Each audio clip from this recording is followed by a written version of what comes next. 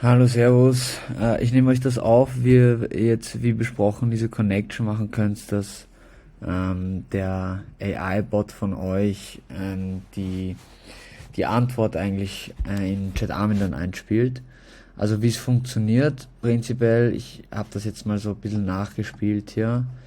Das ist ja so der erste Flow, den ihr habt. Ne? Klar, ihr Webhook, dann habt ihr bei euch da ähm, äh, die Campaign, die gesendet wird, beziehungsweise das Template. Und nach dem Template könnt ihr eben hier das findet man da, ja, Logic await customer reply. Also ich warte so quasi auf eine Antwort. Die kann ich einfach labeln als zum Beispiel Reply. Und wie lang möchte ich so quasi auf so eine Antwort warten, ja, kann ich einstellen, weil man muss ja auch irgendwie ein bisschen wissen, was dann keine Antwort ist, wann resette ich den Flow. Ja.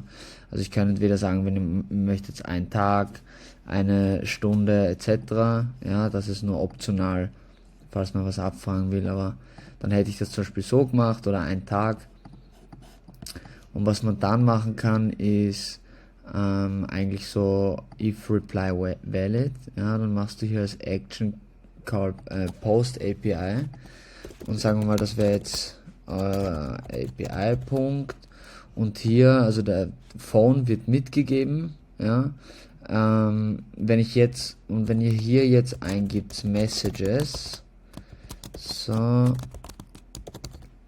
chat.messages, ja, in dem Format, dann formatiert sich das da auch nochmal und dann werden auch die Messages, ja, unter anderem dann auch, also wenn man diese Property benutzt, wird einmal Messages und hier wird in einem Array, also in einer Liste, die ganzen Nachrichten vom ganzen Chat, so quasi vom Verlauf, mit so ID, Timestamp, das Ganze mitgegeben.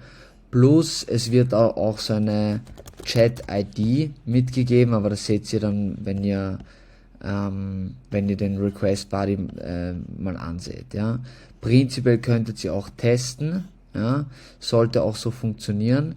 Hier muss man betesten, also das kann man so lassen. Hier müsste man halt einfach, wenn ihr es testen möchtet, dass das so quasi auf euer Phone ist, weil man braucht ja so quasi den Phone als Identifier, damit man weiß, welche Messages von welchem Chat nehme ich das dann da. Ja?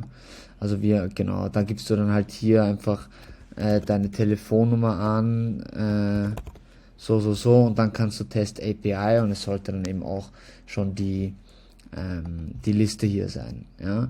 Dann kriegt ihr das auf eure API, könnt es weiterverarbeiten und dann müsstet ihr so quasi einen zweiten Flow machen, wo ihr sagt, da triggern wir auf den Custom Post Endpoint, ja, also das ist dann hier dieser Trigger Post Endpoint und da seht ihr dann auch, also die URL würdet ihr dann von eurer API wieder callen. Wichtig hier ist eben auch Authorization, ähnlich wie bei Klaviyo, ja, muss mitgegeben werden als Header und es soll auf jeden Fall Phone Property, ja, im Format so und so genommen werden. Also die ich vom ersten Flow eigentlich hier einspiele, soll dann auch da wieder bei dem Request mitkommen. Ja.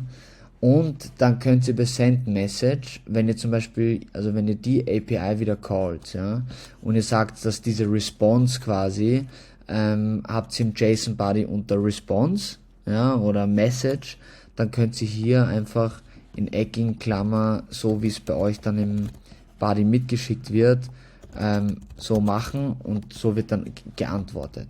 Ja. Um hier so quasi einen Loop zu führen, könntet ihr dann wieder await customer reply machen, ja, und wenn er wieder replied, dann callt ihr wieder eure API, die dann wieder hier diesen Flow triggert von da und, ja, also da könnt ihr diese Schleife bauen. Prinzipiell wäre das so die Umsetzung. Lasst mich gerne wissen, falls ihr da noch was braucht dazu, ob das funktioniert und genau, viel Spaß damit.